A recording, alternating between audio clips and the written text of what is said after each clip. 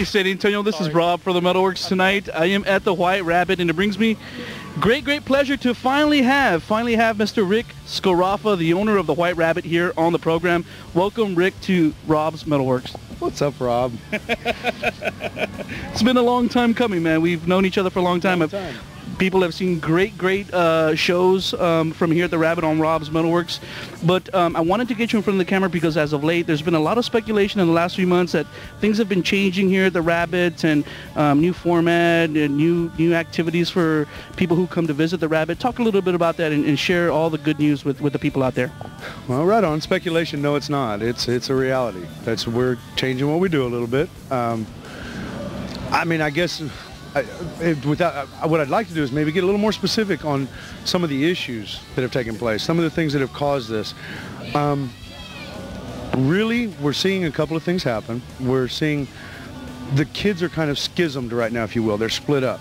They're all going to a different type of venue. You've got some going to Sin, you got some going to Sam's, you got some going to Patsy's, you got some going to Fury's, you've got some going to Amnesia.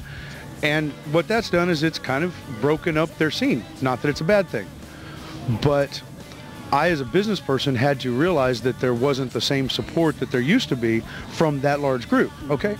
We had a great time. We had a great run. It was all good. But now, with the demographic, the size of the groups of the kids that are going to each place, it doesn't support a place of this size. And I mean, if you notice, as you go on down the line, Sin 13's a little smaller, Patsy's a little smaller, Sam's a little smaller, Fury and Amnesia a little smaller, and that's all good because they're hearing the music they want to hear. Right. What I hate seeing is when their music happens to be in another place, that they're like, oh, we don't go there, or we don't go there because that band's playing there. We don't like that band. You go see the bands you want to see. That's if you're supporting that style of music, fine, support that style of music. But we lost a lot of the kids. So be it. So be it. I mean, I understand. I've been through this before. This is the third teen club my family has owned in the last 30 years. So I lost the first two.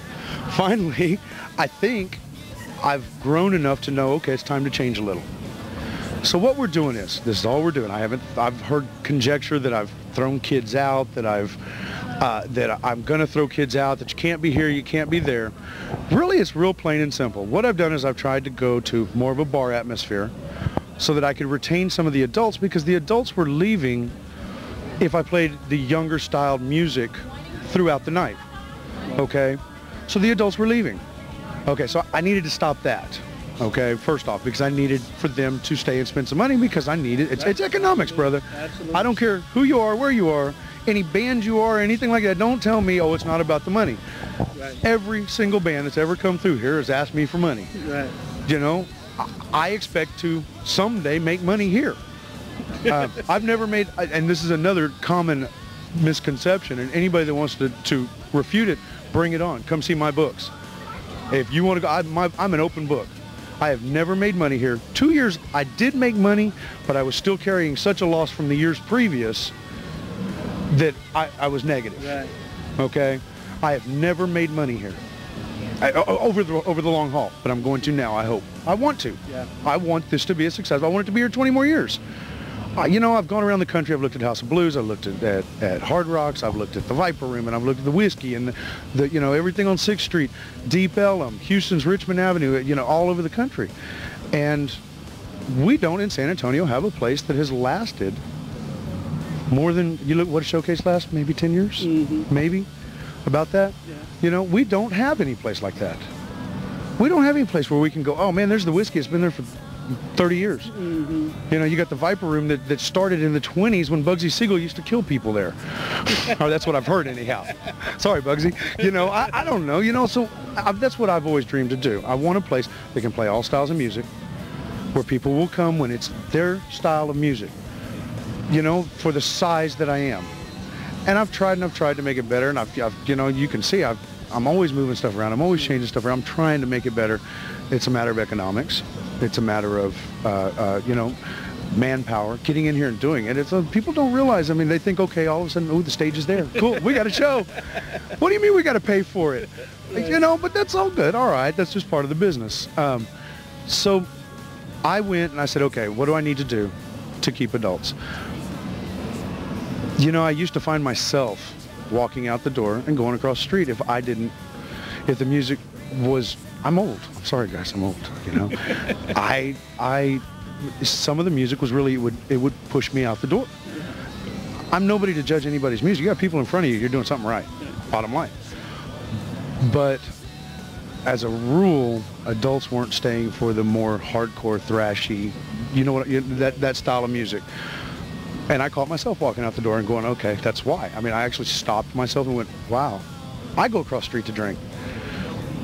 So I said from now on, after 10:30, by and large, the music is going to be very vocal based. It's going to have some good quality where I can hear the actual words, where I can, you know, where you with some audibility, some melody, you know, that kind of thing. I'm not throwing any of the kids out. They want to stay and watch it, so be it. I threw in a couple of pool tables. Well, I don't let the kids get by the pool tables. I have to follow the law as best I can. And the law is very, I mean, it's there. There's a city ordinance that says that you can't have billiard tables, alcohol, and under 18 in the same room. You can do any combination of the two out of the three, but you can't have all three. Well, so what we do is we cover the pool tables when the kids are here.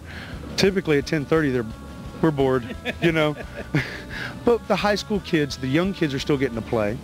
We are still bringing some of their shows. We've got Thursday coming. We've got, you know, we're talking to El Nino. We're talking, you know, we've got some of their shows coming. Oh, yeah. There'll be earlier shows. For instance, Thursday's done at 10:30. And then at 11 o'clock, guess what? We're putting an acoustic act on to try and keep the adults around. I've been really happy, Rick, that I saw in the past year that you added the full bar.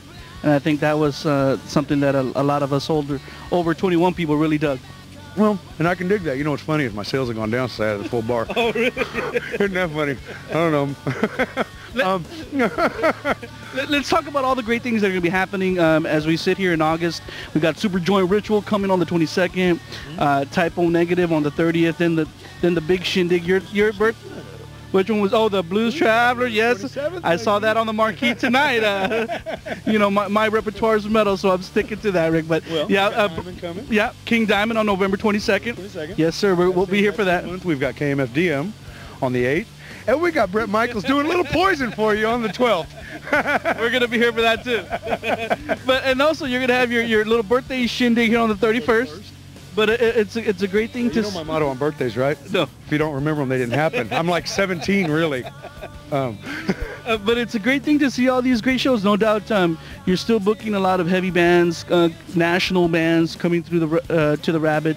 No doubt though those evenings will be good and packed and hopefully good nights for you. I feel the good things happening for the scene. I really do. I think, you know, like I said, the kids breaking out and going and seeing different styles of music, I think it's a good thing. I think it's a good thing. Some of them will develop and some of them won't. But it's a good thing, and I think there's real good things coming. Y'all keep your fingers crossed.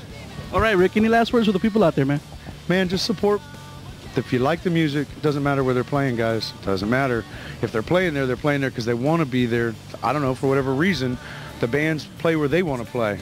And you need to go see them. I don't care if it's Amnesia. I don't care if it's me. I don't care if it's wherever. Don't let it be the club. Go see the band. I don't know. That's the best. That's how I feel about it myself. I think that's great, man. It's very humbling. Thank you, Rick, for your time tonight. Remember, San Antonio, how can you forget the man, Mr. Rick Scafara, right here at the White Rabbit, Sciaraffa. See what that bar's doing to me? We're having a great time here at the White Rabbit. You should too. Remember, Rick and Rob right here at Robbs MetalWorks.